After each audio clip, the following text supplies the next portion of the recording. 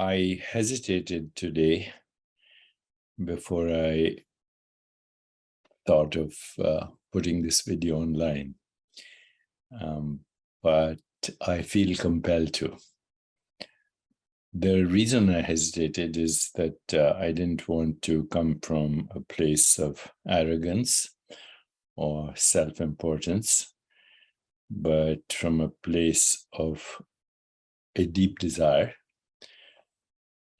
with all humility, to help, to create the pandemic of joy that I've always wanted to, or help create the pandemic of joy. You can't do it alone.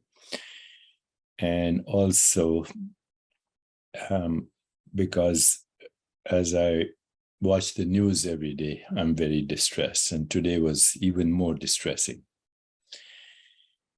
Wherever you look, there is war, there's conflict, there's terror, there is death, there is tragedy, there is suffering, and immense violence. Right now, the news is full of what China will do if the US supports Taiwan, what the Russians will do, including use nuclear options if they lose to Kyiv or to Ukraine.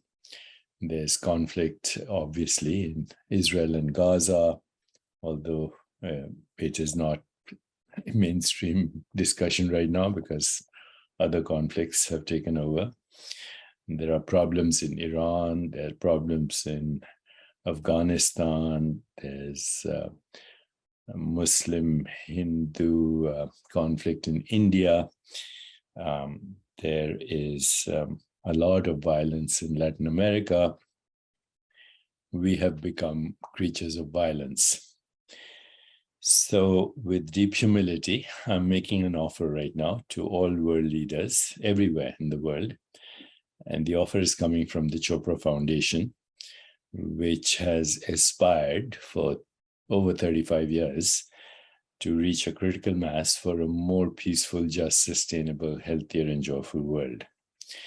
So I'd like, first of all, everyone to ask themselves, especially in areas where there is a lot of conflict, including our own country, the US, the extreme polarization between the right and the left, between the Democrats and the Republicans. I'd like everyone to ask themselves, what if these conflicts continued for the next 5 years? Where would we be economically, in terms of health, in terms of our own biological and environmental sustainability, in terms of social and economic and racial and ethnic and gender justice, in terms of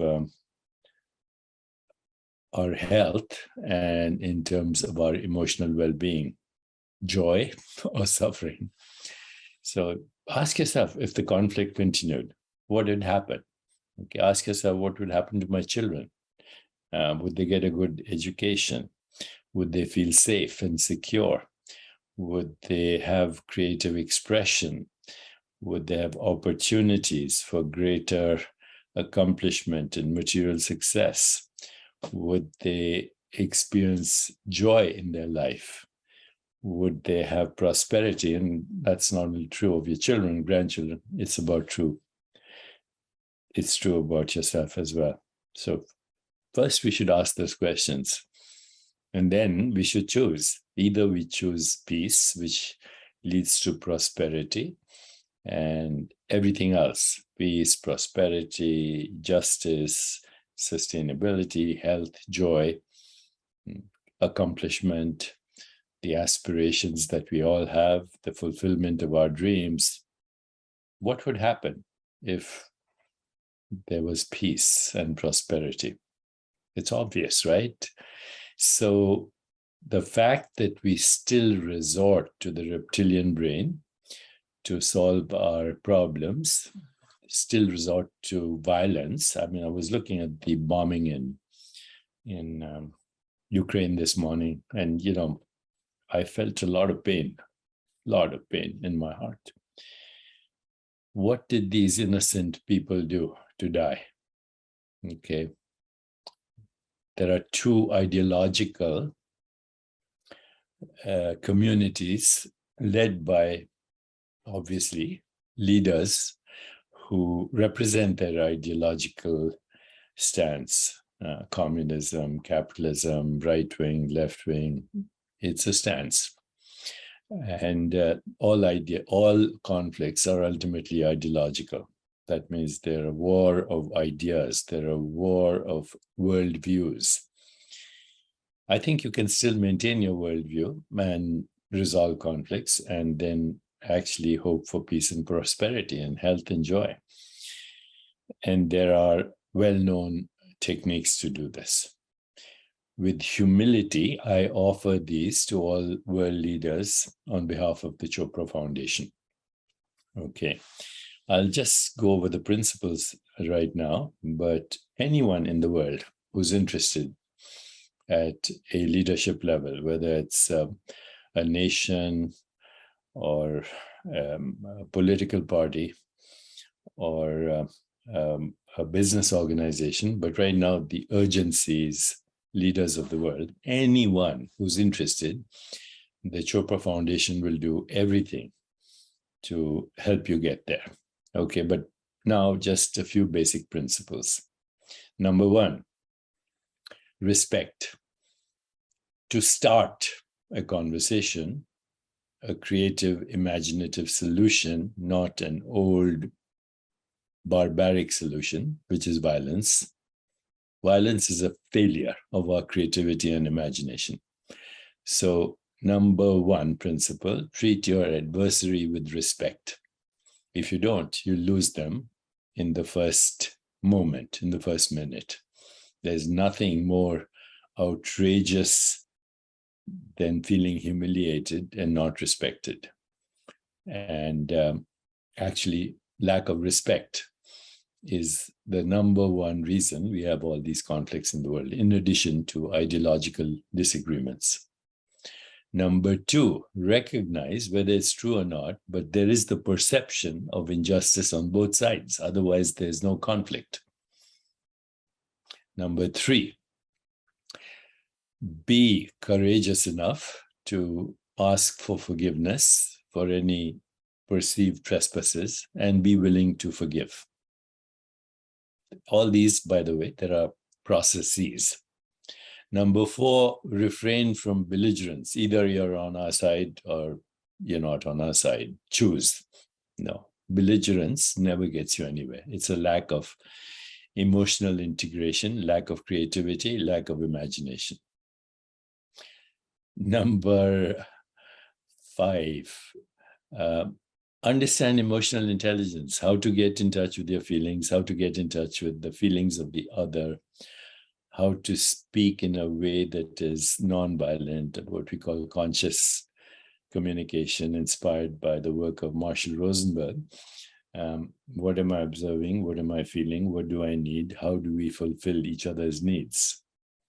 Okay, so emotional intelligence, empathy, but also managing your emotions, understanding the emotions of the other, and communicating consciously about our basic needs to each other with vulnerability. Okay.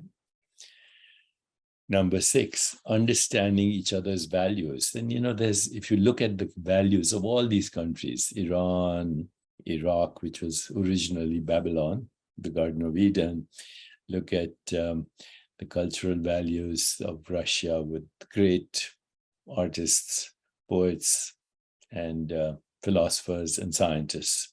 I mean, I can't even think of so many geniuses that have come from Russia, from Dostoevsky to, remarkable poets and philosophers.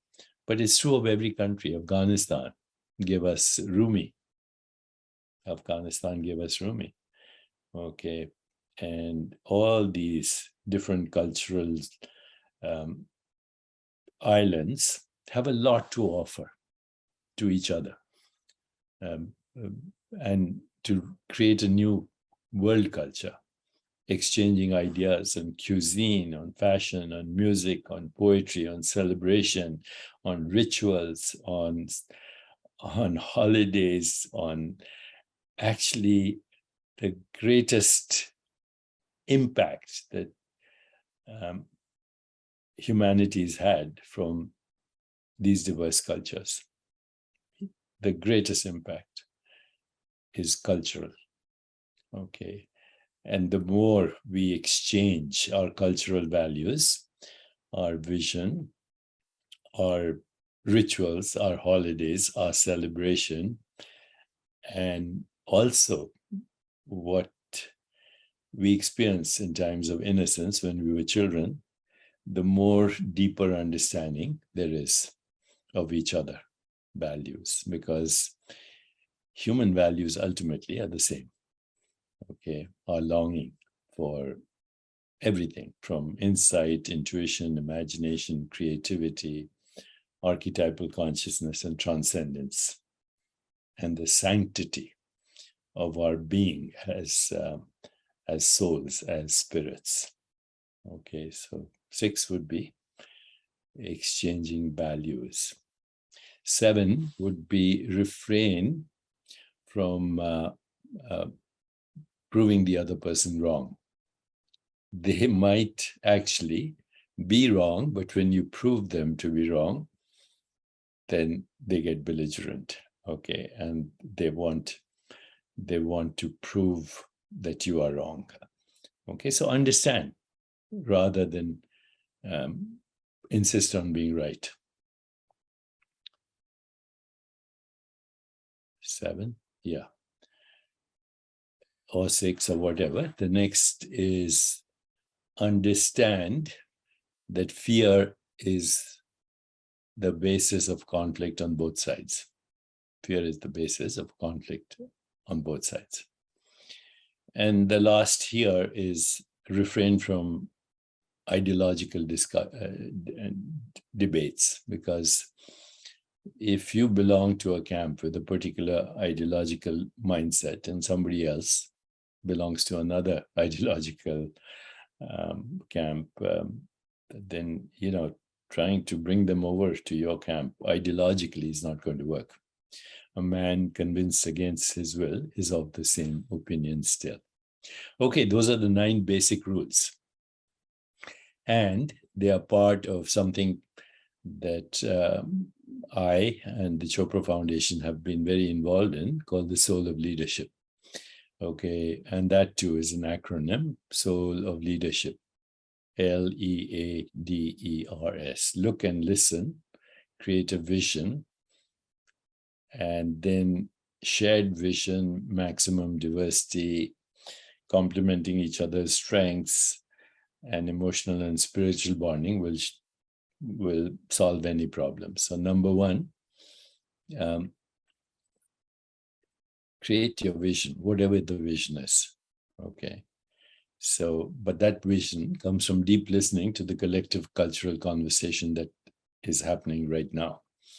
Okay, and the problems that we all have, okay, as a global culture, conflict, unsustainability, racial, economic, gender, and other kinds of injustice. So we have all that, an unsustainable planet and all of that. But here it is. If we collectively come together, a new reality will emerge. So look, listen, create a vision. E, already discussed, emotional intelligence. A, expand our awareness from beyond the fight-flight response and reactive response to the restful awareness response, the intuitive response, the creative response, the visionary response, and the sacred response. A. D, LEAD. D, dream, but do it. Create smart goals. Stretch more than you can reach, make everything measurable, have an agreement amongst yourselves and with your so-called adversaries on what the goals are, set time limits, and stretch more than you can reach. SMART. Keep a record and set a time limit. Okay, so dreaming and doing.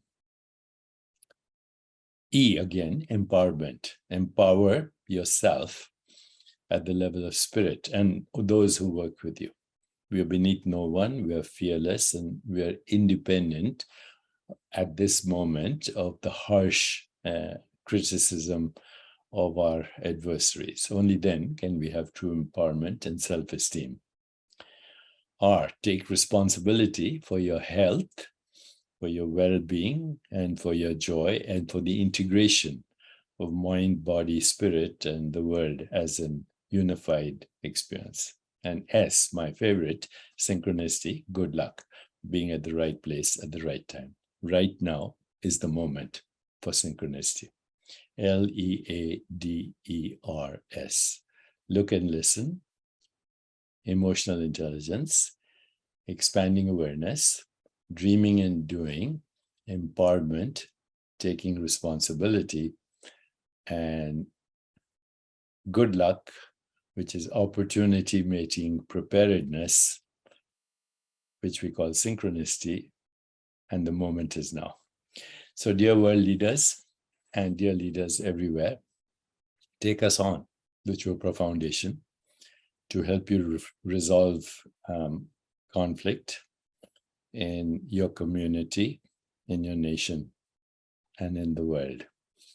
With deep humility, I offer this on behalf of the Chopra Foundation. I needed to express that. Thank you so much.